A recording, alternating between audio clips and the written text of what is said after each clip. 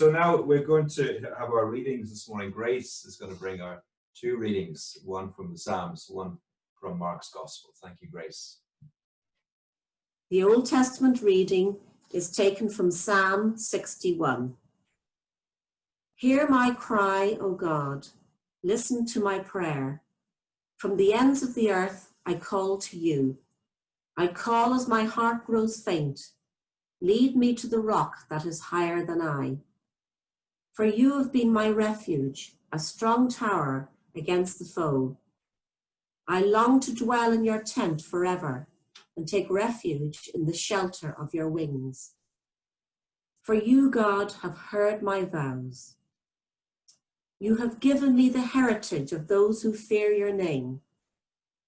Increase the days of the king's life, his years for many generations.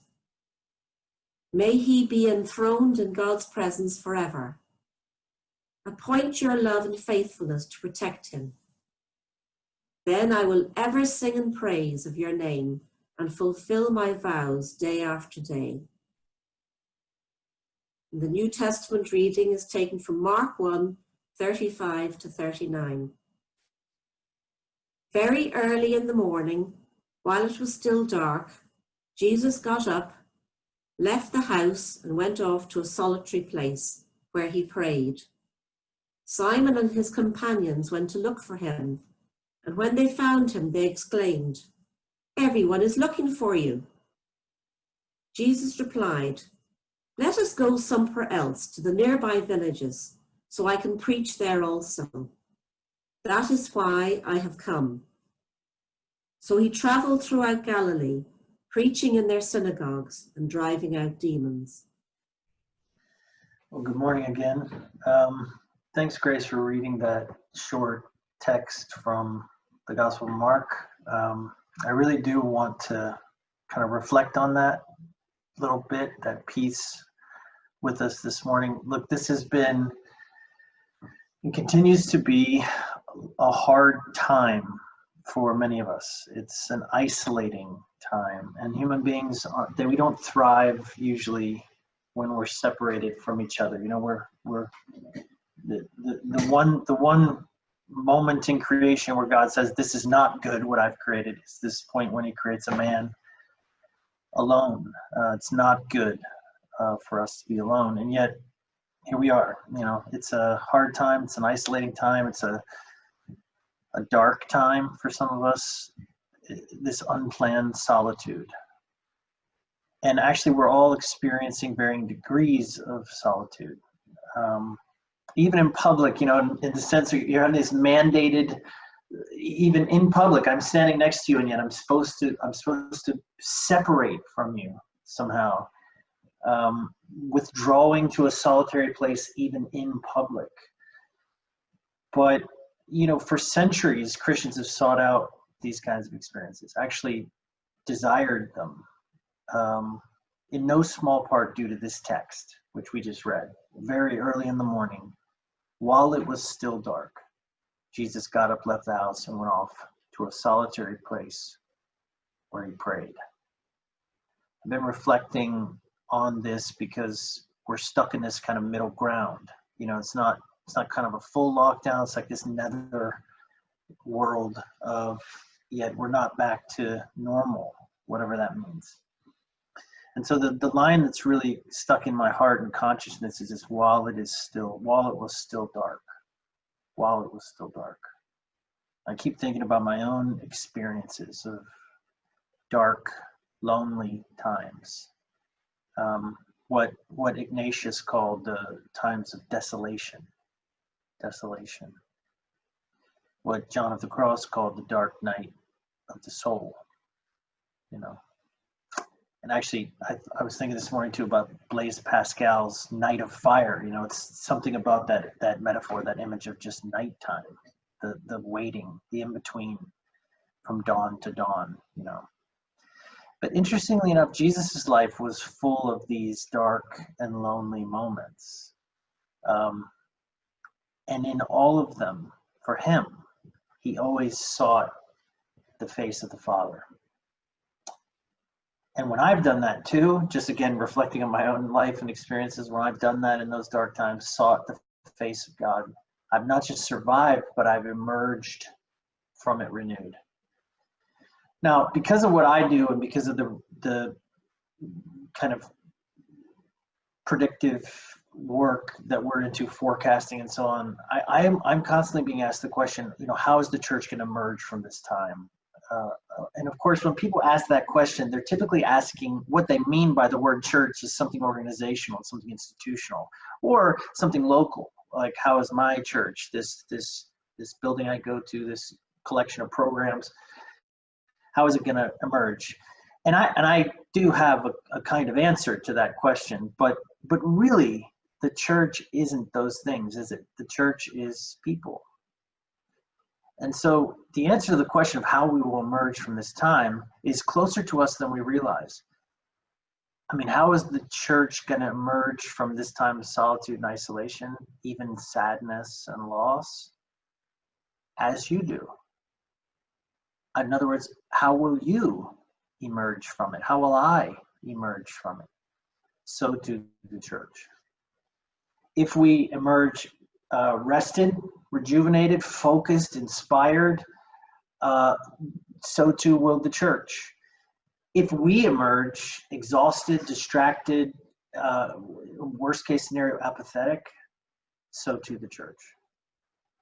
So this morning, as we look to Jesus, who willfully sought out these moments of solitude, because he knew, as the desert fathers would come to know, as men and women of prayer over all of these centuries have come to know, that God waits for us there in the place of solitude.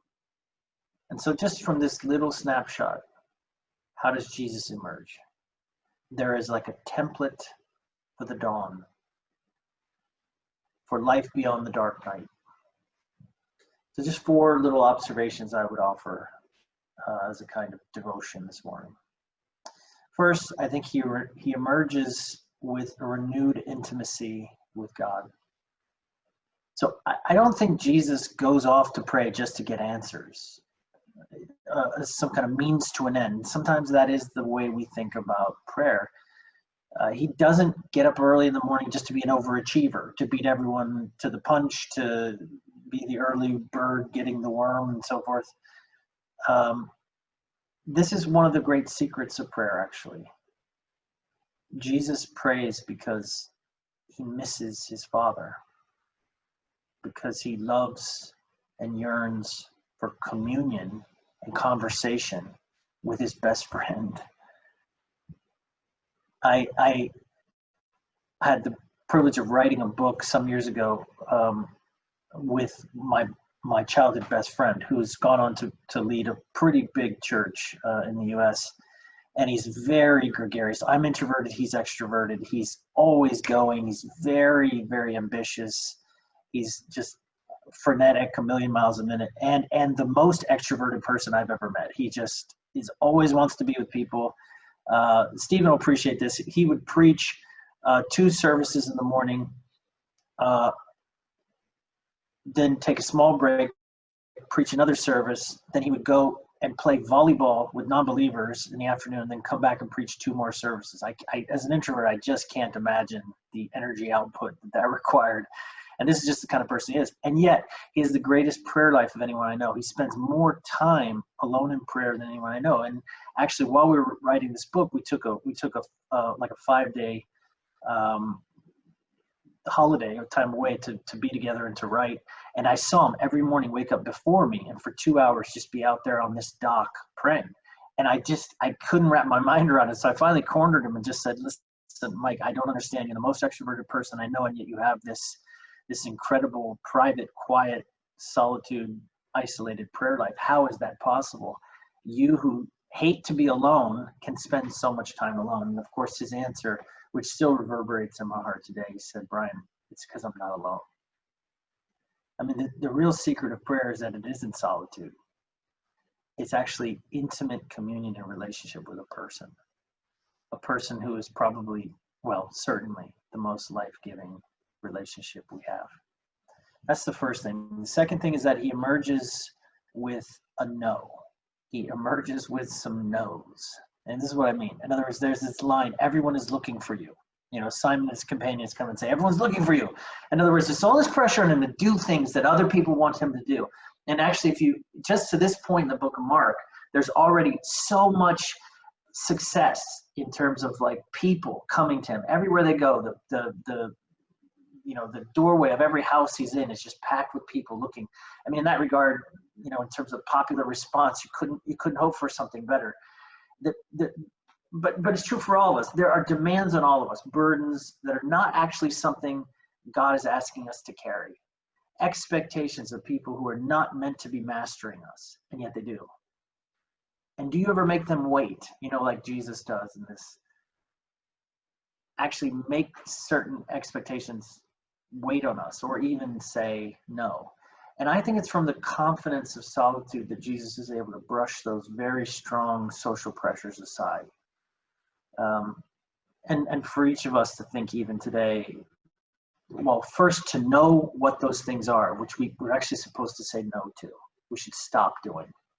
Not just the things we should do, but the things we should stop doing. And that might be the easier part, but then also to have the inner strength to do it, to actually not feel the need to go down that path just because people want you to.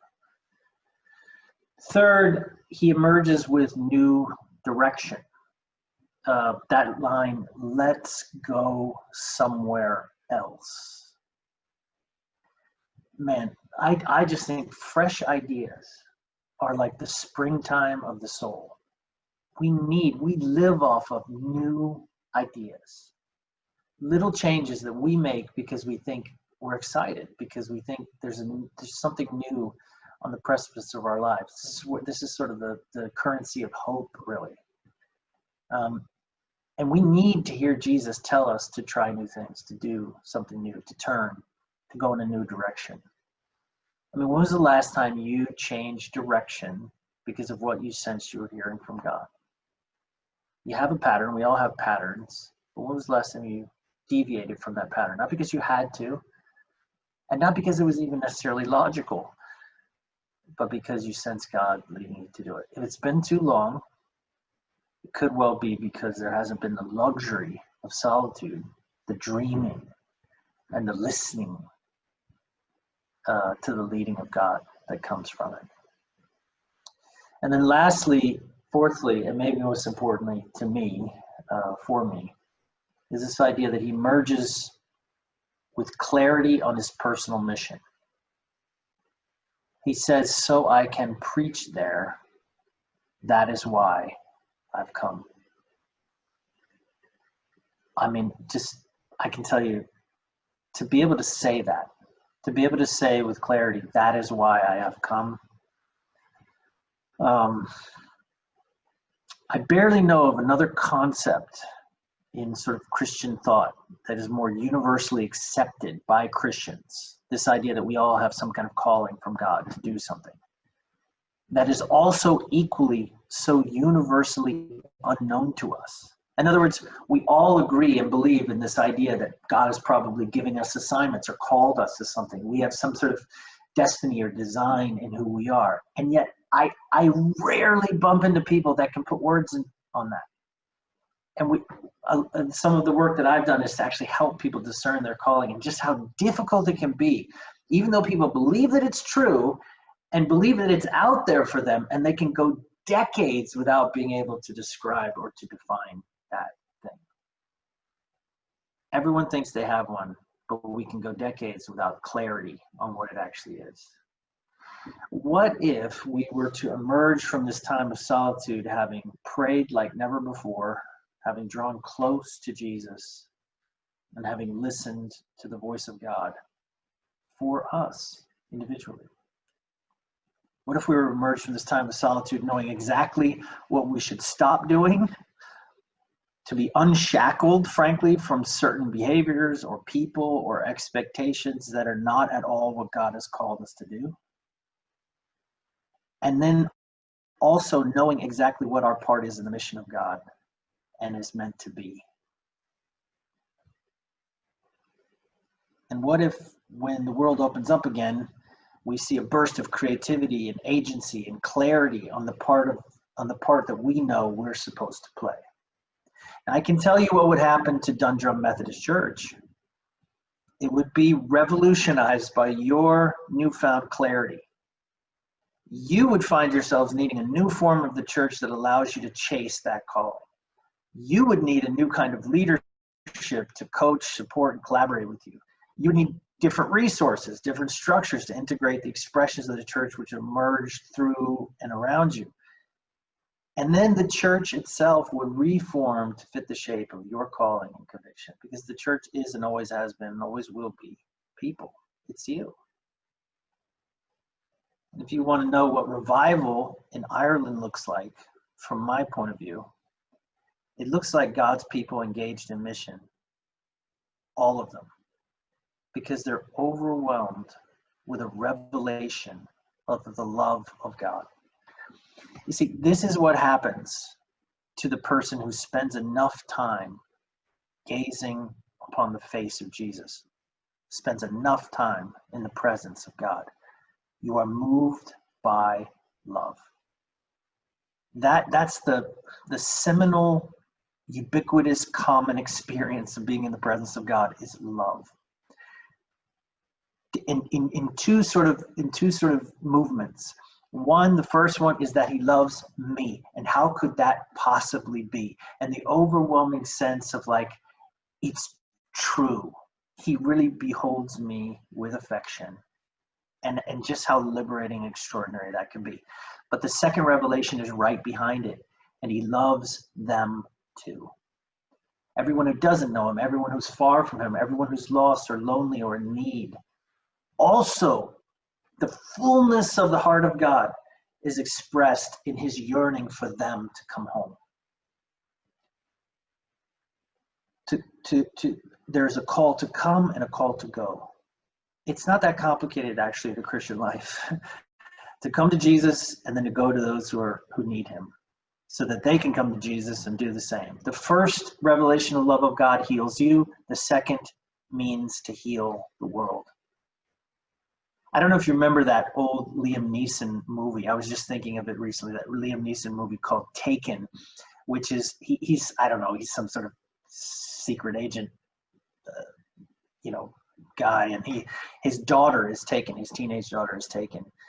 And he has this moment if you remember that iconic scene, where he has this moment with the kidnappers on the phone, and he says, look, I have a certain set of skills, and I will find you, and then he does. He proceeds the whole movie. It's very, there's a sort of primal quality as a father to that movie, if you've seen it, probably as a mother as well. But there's just this idea that he's going to take her back, and he says to her, I'll come and I'll get you, I'll find you somehow. And he does. He goes through this extraordinarily difficult path,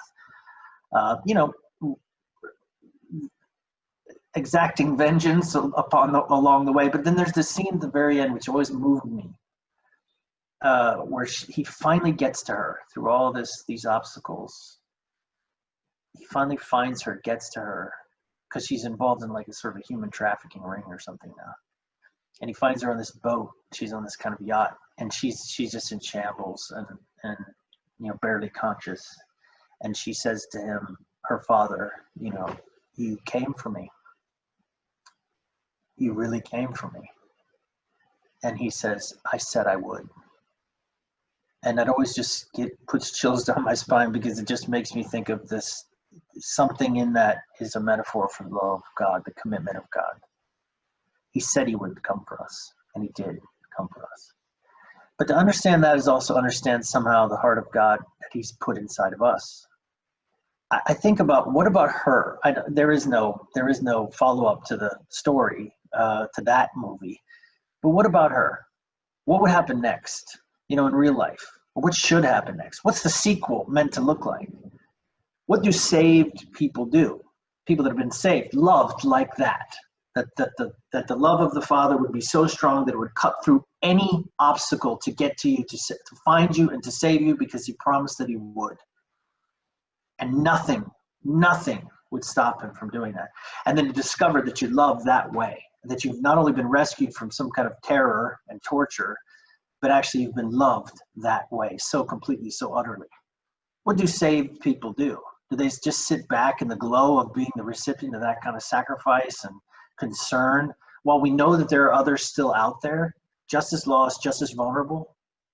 You see, to me, the sequel would be that she goes and does the same thing. I mean, that almost just seems like it's what it must be, that a saved person then finds themselves so utterly liberated by this incredible love that they want to do the same, that they feel they must actually go also and save those who are still in that same situation. Surely she would go back into that same world from which she was saved to rescue the sons and daughters that are left there.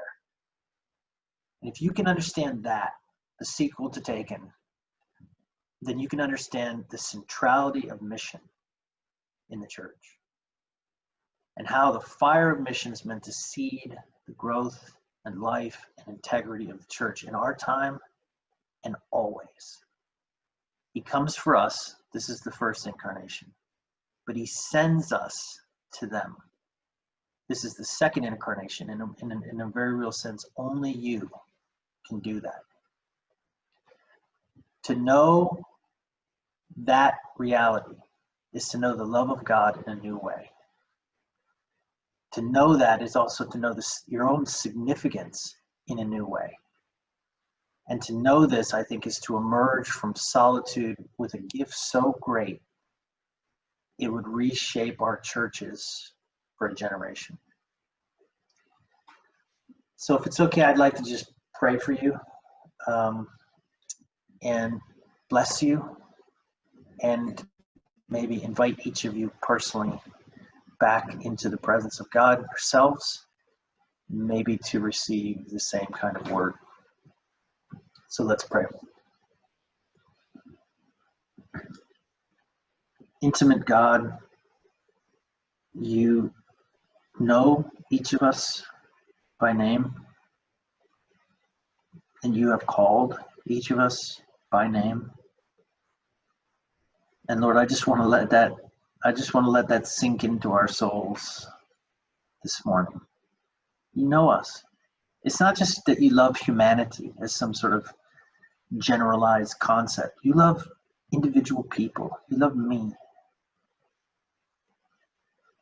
And I hear that this morning. I receive that intimate, personal, familial love.